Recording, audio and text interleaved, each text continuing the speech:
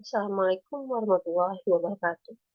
Pada pertemuan ini, saya akan menguraikan mengenai latar belakang kedatangan bangsa Eropa ke Nusantara. Submateri ini terdapat dalam bab pertama yang bertemakan Mutiara dari Timur. Ini merupakan materi yang tercakup di mata pelajaran Sejarah Indonesia kelas 11.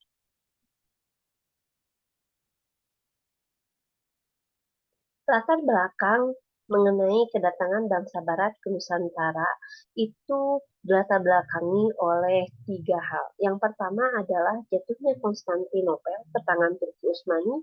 Yang kedua adalah penjelajahan samudra yang dilakukan oleh bangsa Eropa. Dan yang ketiga adalah perkembangan ilmu pengetahuan dan teknologi. Kita akan mulai bahas dari yang pertama.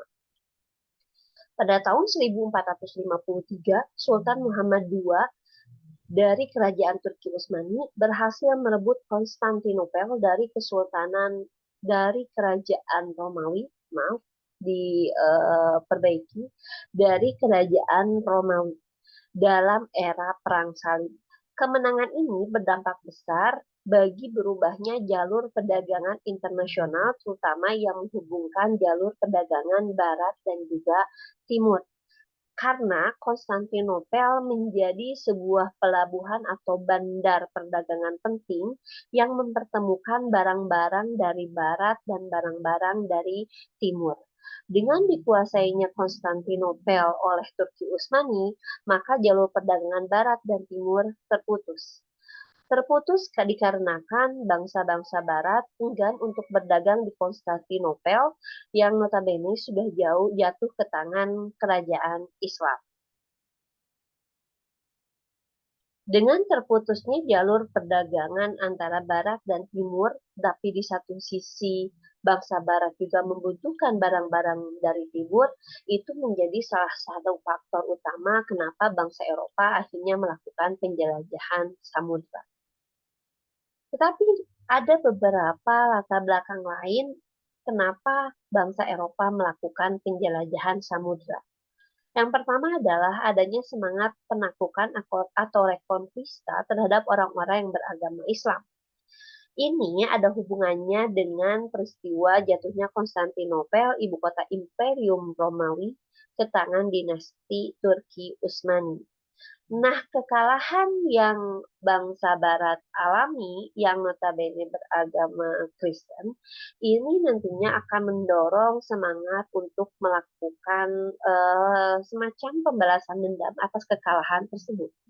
Makanya, bangsa-bangsa Eropa yang beragama Kristen itu bertekad untuk melakukan penjelajahan samudra, menemukan wilayah-wilayah lain di luar wilayah negaranya atau di luar wilayah kekuasaannya, diiringi oleh semangat untuk menaklukkan orang-orang Islam dimanapun dia menemuinya.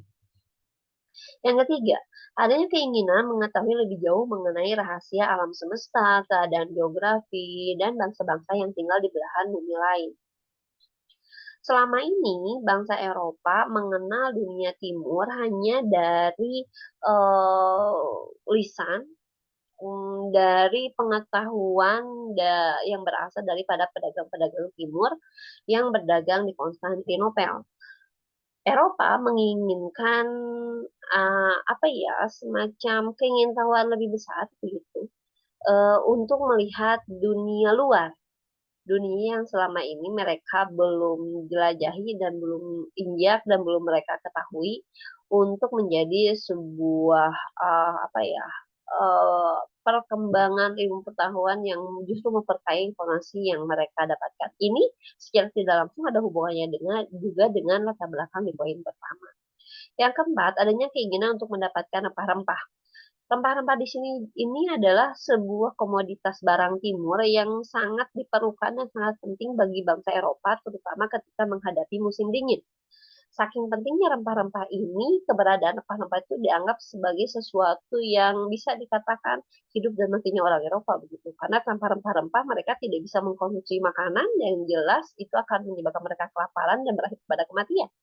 Karena pentingnya rempah-rempah, harga rempah-rempah di Eropa pun melambung tinggi begitu karena sangat penting bagi kehidupan mereka. Yang kelima, Kisah penjelajahan Marco Polo, seorang pedagang dari Venesia, Italia ke Cina yang dituangkan dalam buku Book of Various Experience. Nah, ini nantinya mendorong bangsa-bangsa Eropa lain untuk melakukan hal yang sama dengan Marco Polo. Yang keenam, ingin memperoleh keuntungan atau kekayaan yang sebanyak-banyaknya. Dan ketujuh, adanya teori Copernicus dan Galileo Galilei mengenai bumi itu bulat, bukan datar. Jadi untuk membuktikan bagaimana apakah bumi itu bulat ataukah bumi itu datar. Dan yang ke-8 adalah ambisi 3G, Goal, Glory, dan Gospel, merupakan rangkuman dari latar belakang poin 1 sampai dengan poin 6. Yang ketiga adalah adanya perkembangan ilmu pengetahuan dan teknologi. Selain karena adanya ambisi, adanya keinginan untuk mendapatkan rempah-rempah, juga ditunjang oleh perkembangan ilmu pengetahuan dan teknologi seperti penemuan kompas, mesiu, dan navigasi, serta teknologi perkapalan yang menunjang bangsa Eropa untuk melakukan penjelajahan dunia yang memerlukan perlengkapan yang sangat maju pada masanya dan juga memerlukan semacam apa ya modal yang sangat besar. Dua faktor ini yang kemudian mendorong bangsa Eropa melakukan penjelajahan dunia dan akhirnya bisa sampai ke Nusantara. Demikianlah uraian materi kali ini. Assalamualaikum warahmatullahi wabarakatuh.